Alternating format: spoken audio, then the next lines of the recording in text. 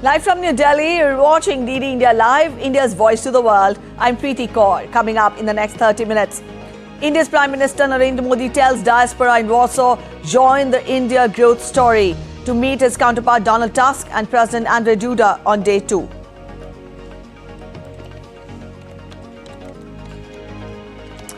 US President Joe Biden stresses urgency of a ceasefire deal in a phone call with Israeli Prime Minister Benjamin Netanyahu. Discusses upcoming talks in Cairo to remove any remaining obstacles.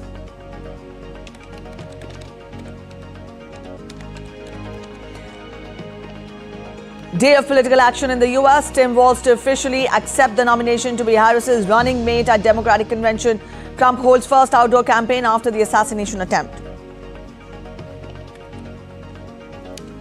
Russia reports advances in eastern Ukraine. Ukraine destroys pontoon bridges in Kursk incursion. Ukrainian President Zelensky says boosting forces to resist Moscow advance.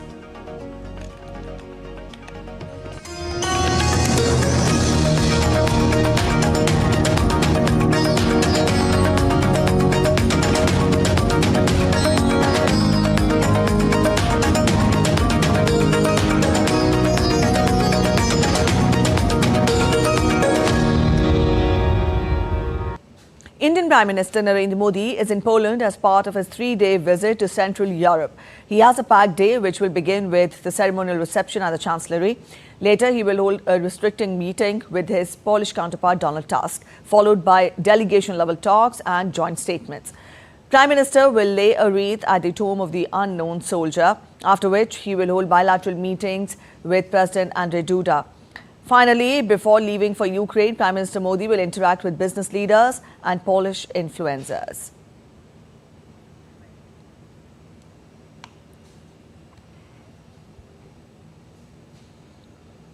Earlier on day 1, Prime Minister Modi addressed the Indian diaspora in the capital city of Warsaw. In his address, Prime Minister shared his thoughts on the transformative progress achieved by the country and outlined his vision for a developed India. He also dwelt on India's age-old philosophy of Vasudhaiva Kutumbakam, which means the world is one family, and its contribution to global progress and well-being. The Prime Minister stated that India, following the tradition of Buddha, is committed to peace rather than war. He emphasized that India advocates for peace in the region and believes that now is not the time for conflict. Buddha की विरासत वाली धरती है।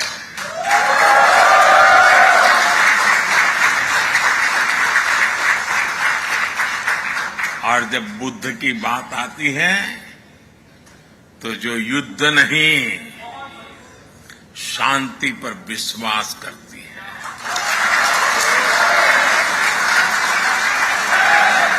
और इसलिए भारत इस reason में भी स्थायी शांति का एक बड़ा पैरोकार है।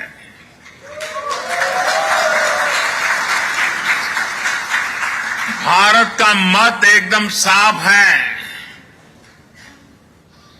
ये युद्ध का युग नहीं है।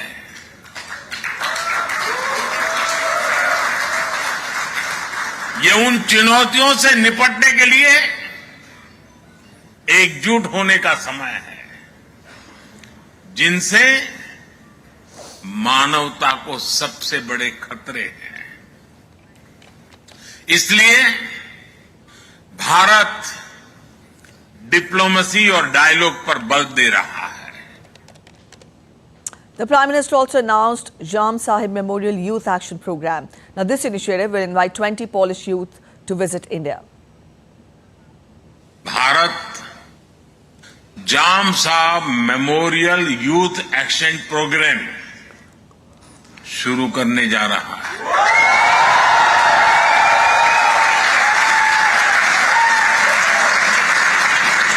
इसके तहत भारत 20 पोलिश युवाओं को हर साल भारत आने के लिए आमंत्रित करेगा।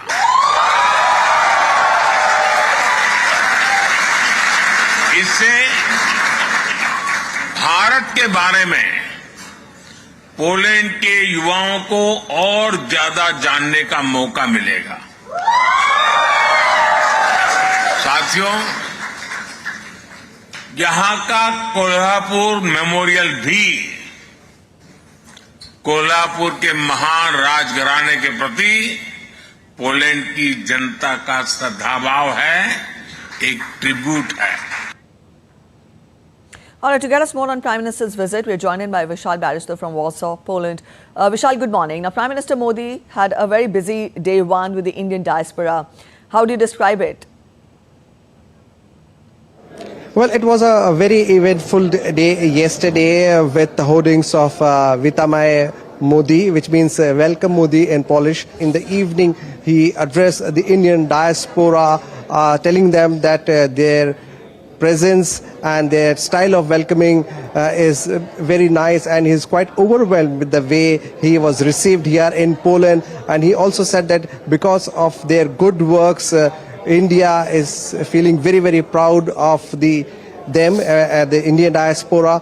And Prime Minister also spoke about what progress India has made in spite of all the challenges of COVID-19. He also did mention that despite of the ongoing tension between the two nations, Russia and Ukraine, India is always for a diplomatic solution. India wants peace and stability in the region, and that is why he is here.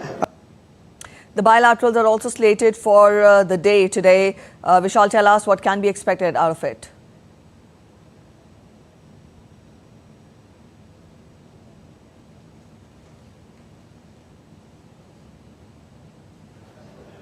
Well, the official meeting, the bilaterals of the Prime Minister would be held today. He would be meeting the President and Prime Minister of Poland. He would be discussing all the important issues. Remember, this is for the first time in 45 years that any Indian Prime Minister has visited Poland, and this was also mentioned in Prime Minister's address before the Indian diaspora. India wants to show the world the way of peace and prosperity.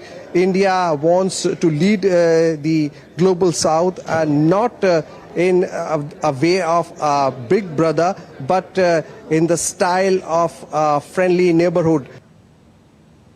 All right, thank you so much, Vishal, for joining in with those details. Also, Prime Minister Narendra Modi paid solemn homage at the monument to the Battle of Monte Cassino in Warsaw.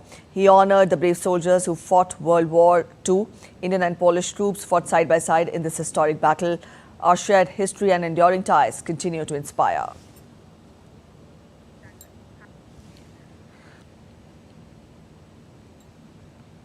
Prime Minister Modi also paid homage at the Kolhapur Memorial there. This memorial is a tribute to the great royal family of Kolhapur. The royal family was at the forefront of providing shelter to Polish women and children displaced due to World War II. Inspired by the ideals of Chhatrapati Shivaji Maharaj, the great royal family of Kolhapur put humanity above everything else and ensured a life of dignity for the Polish women and children. This act of compassion will keep inspiring generations. Ekscelencja, premier Indii, pan Narendra. Humanity and compassion are vital foundations of a just and peaceful world. Depicting this, the Prime Minister also visited the Jam Sahib of Navanagar Memorial in Warsaw, where he highlighted the humanitarian contribution of Jam Sahib Digvijay Singh Ji, Ranjit Singh Ji Jadeja, who ensured shelter as well as care to Polish children left homeless due to the Second World War. Jam Sahib is fondly remembered in Poland as Dobry Maharaja. He paid homage at the memorial.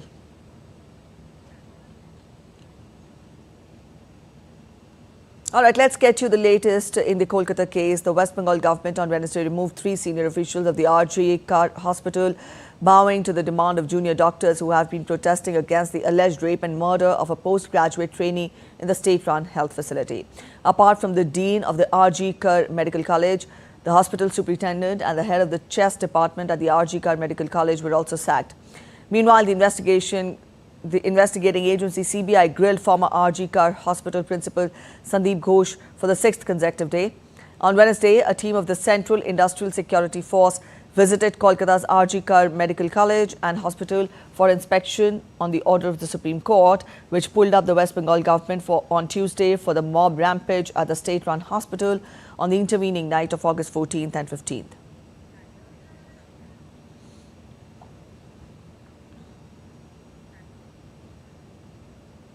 You're watching DD India Live. We're heading for a short break. But after the break, at least 17 people were killed in an explosion at the Accenture company, a pharma firm's plant in the Special Economic Zone in Andhra Pradesh. India's President Draupadi Murmu and India's Prime Minister Narendra Modi expressed their condolences to the families affected in the accident. Prime Minister Modi has also announced an ex gratia of 2 lakh rupees to the next of the kin of his deceased and 50,000 rupees to the ones injured.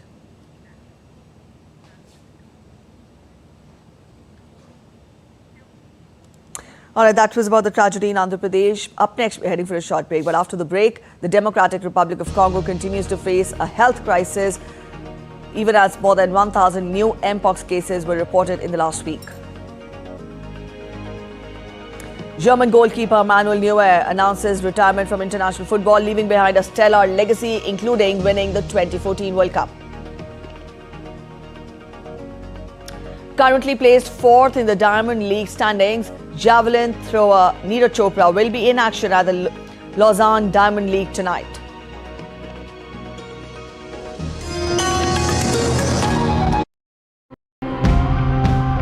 The World Wildlife Organization tells us that over 3 billion people across the globe rely on seafood. There are efforts being made to preserve our marine ecosystem. So let's dive right in. The course of the river was getting shrinked in the upstream areas.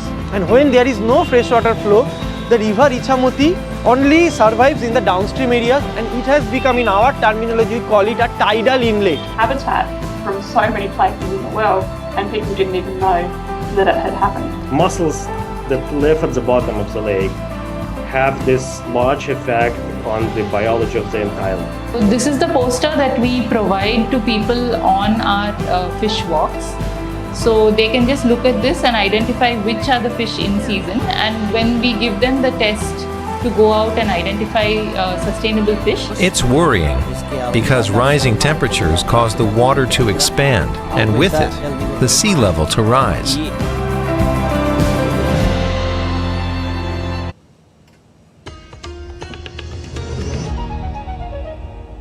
Welcome back after the break. You're watching DD India Live. Let's get you more updates.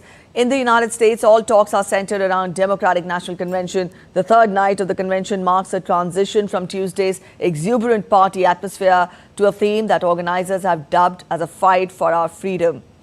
Former U.S. President Bill Clinton delivered the keynote. It marked his 12th consecutive DNC speaking appearance.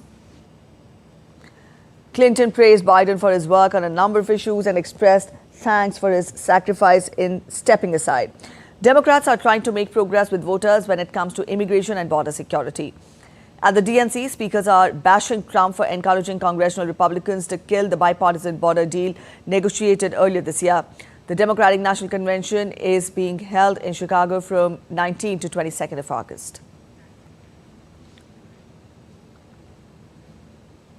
And now we go live across to the DNC, where former U.S. President Bill Clinton is currently addressing the gathering.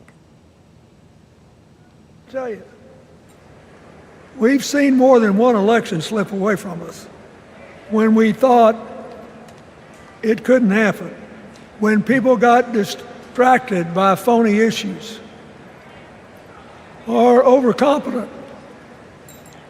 This is a brutal, tough business. I want you to be happy.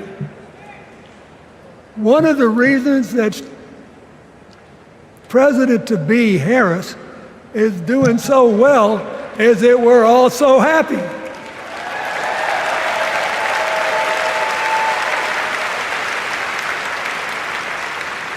But you should never underestimate your adversary. And these people are really good at distracting us, at triggering doubt, at triggering buyer's remorse. As the Obama said so eloquently last night, they are human, you know. They're bound to make a mistake now and then. We got to be tough. And so, as somebody who spends a lot of time in small towns and rural areas in New York and Arkansas and other places, I urge you to talk to all your neighbors. I urge you to meet people where they are. I urge you not to demean them, but not to pretend you don't disagree with them if you do. Treat them with respect, just the way you'd like them to treat you.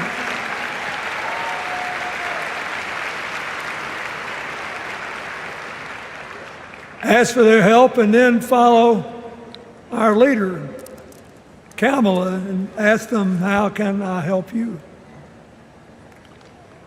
We Democrats right now have a lot of hay in the barn. We've got massive achievements, massive advances, but there's still a lot of slips between today and Election Day that we have to navigate. And so I want to say this from the bottom of my heart. I have no idea. So that was former U.S. President Bill Clinton addressing the DNC. Republican candidate and former President Donald Trump on Wednesday held his first outdoor campaign event since he was grazed by a bullet in an assassination attempt. During the rally in North Carolina, Trump accused the Biden administration of manipulating job statistics, saying that they added 818,000 jobs that do not exist. Trump spoke from behind a podium surrounded by panes of bulletproof glass that formed a protective wall across the stage, aimed at keeping him safe after the attack by a Pennsylvania gunman on July 13th. The Harris-Biden administration has been caught fraudulently manipulating job statistics to hide the true extent of the economic ruin that they've inflicted on America. The new data from the Bureau of Labor Statistics shows that the administration padded the numbers with an extra, listen to this one, 818,000 jobs that don't exist. So they said they existed, and they never did exist. They built them up so that they could say what a wonderful job they're doing. No, we've never had numbers like this. They don't exist. All right, Nick Harper joins us with more from Washington. Nick, just a while back, we heard former President Bill Clinton address the DNC, and also during the day, we will see Nancy Pelosi and Tim Walz, along with other star guests, to take center stage at Democratic Convention. This is the fourth day of the convention, the last day. Let us get more from you. What have been the highlights of the convention so far, and what kind of mood is being witnessed there at the convention? Well, it's one of joy. That's what Democrats are describing it as. We're told that Bill Clinton rewrote his speech in the last couple of days after seeing what took place on Monday and Tuesday. There was even an impromptu dance event during Tuesday evening. Each night of the convention, we've seen a whole host of big gun speakers. President Biden spoke on Monday, before we heard from the former President Barack Obama and the former First Lady Michelle Obama on Tuesday night. We're into Wednesday night here in the United States, and the headline speech will come from Tim Walz, the vice presidential pick of Kamala Harris, the Minnesota governor that many people in the US hadn't really heard of just a few weeks ago. So he will be having to tell the American people what he's all about and what he would do if he was vice president. Bill Clinton speaking just a few moments ago, I think wrapping up his speech about now. He's made a very forceful case as to why he believes Harris should be the president, and has attacked Donald Trump on a number of occasions during the course of that speech, saying that Harris was for the people, whereas Trump was all about me, myself and I. We also heard from the House Minority Leader earlier, Hakeem Jeffries, who compared Donald Trump to a former boyfriend that perhaps someone had broken up with. He'd hung around and he wouldn't just go away. So plenty of speeches, plenty of them attacking Donald Trump, all of them now waiting for that headline speech from the Minnesota governor, Tim Walz, probably in another hour and a half's time from now. All right, Nick, that was about the DNC, but then also we've seen a Republican candidate and former President Donald Trump also address his first outdoor campaign. Let us get more from you. What were the highlights of the campaign in North Carolina? How braced up is Donald Trump on one hand, with the DNC progressing on the other hand? Get us more as to what did you witness, or what was it at the camp organized in North Carolina by Trump? Well, much of the headlines were about the fact that he was behind that bulletproof glass, being the first outdoor rally that he held since that assassination attempt. But I think it's worth bearing in mind that here we have Donald Trump in full-on campaigning mode, really in a way that we haven't seen him during this election cycle doing. Every single day of this week, he's hitting 5 different swing states and doing it really to try and grab the headlines from the Democrats, who are getting plenty of prime time coverage at the Democratic National Convention. So he appeared in North Carolina with his vice presidential pick, J.D. Vance, a chance for him to attack the Democrats. The timing of that Labour Department jobs data certainly helped him. It didn't help the Democrats. 818,000 jobs, fewer than was initially thought, were created during 2023 and the first part of 2024, that figure being revised down. So he was able to say that the Democrats have done a terrible job on the economy and suggesting that he would do better. On Thursday, he'll be heading to the border where he intends to speak about immigration and hammer the Democrats, saying that they have been weak on immigration, letting in millions of illegal immigrants under President Joe Biden. All right, acquisitions and counter-acquisitions continue there in the U.S. Thank you so much, Nick, for joining in with those details this morning. All right, the Republican candidate will be visiting a border region in the state of Arizona on Thursday. He is on a tour of swing states, pushing his political campaign to people whose votes could make all the difference in November's presidential election. Caroline Malone is in Washington for DD India with more. Donald Trump is due to appear on the US-Mexico border later today, where he'll address the hot topic of immigration. Republicans, led by Trump, have been campaigning on closing the borders to illegal migration, saying the current Biden-Harris administration has allowed more of what Trump refers to as illegals and criminals into the country than ever before. Around 80,000 people cross the southern US border from Mexico every month without authorization. That's down from previous years, but above what was happening during Trump's time in office, when he had Title 42 that used to turn people away based on COVID-19 pandemic rules. Well, Trump is trying to regain some momentum this week away from the campaign of the vice president and presumptive Democratic nominee for president, Kamala Harris, who's due to make a headline speech at the Chicago convention on Thursday night. Earlier this week, Trump visited swing states of Pennsylvania to talk about the economy, on to Michigan, where he addressed crime. He was then joined by his running mate, J.D. Vance, in North Carolina on Wednesday. And after the border visit on Friday, he will rally in Arizona. That's also one of the states where abortion will be on the ballot in November. It's a key issue highlighted by Democrats, but one that Trump is likely to steer away from, trying to focus more on the border, crime and the economy. Caroline Malone in Washington for DD India. U.S. President Joe Biden urged Israeli Prime Minister Benjamin Netanyahu on the urgency of sealing a deal for a truce in Gaza and the release of hostages, though both the conflicting parties, Israel and Hamas, stuck firmly to their demands. White House in a statement said that Biden pressed Israeli Prime Minister to close the ceasefire and hostage release deal and discussed upcoming talks in Cairo to remove any remaining obstacles. U.S., Israeli, Egyptian and Qatari negotiators who are expected to meet in Cairo this weekend have for months struggled to bridge the differences between Israel and Hamas. The call between Biden and Netanyahu comes after the trip by U.S. Secretary of State Antony Blinken to West Asia.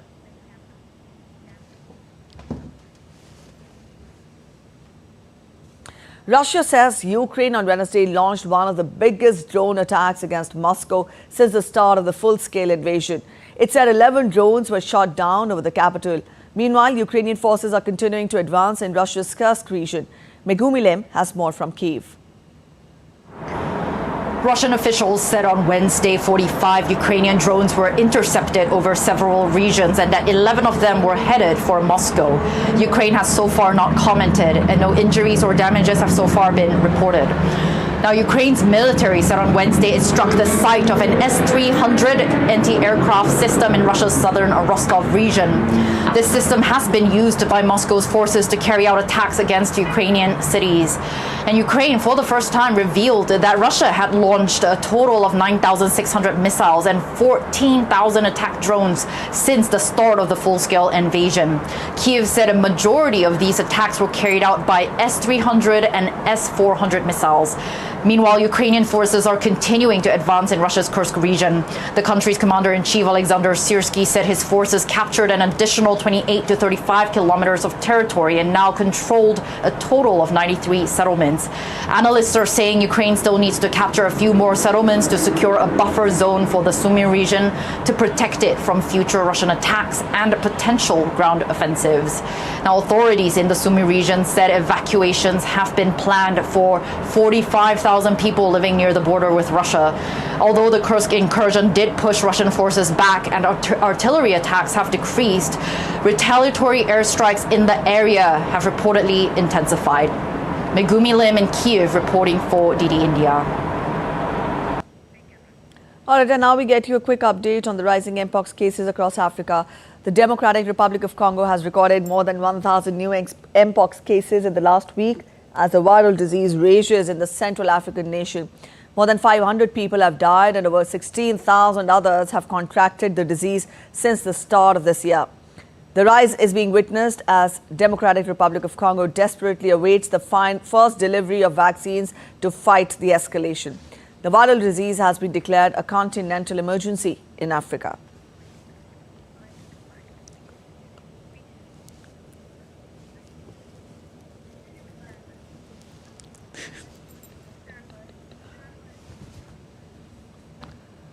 And from here, we now turn focus to sports. In football, Germany goalkeeper Manuel Neuer has announced his retirement from international football. The 38-year-old, who won the 2014 World Cup, was capped 124 times, with his final appearance for Germany coming in last month's Euro 2024 quarter-final defeat against Spain.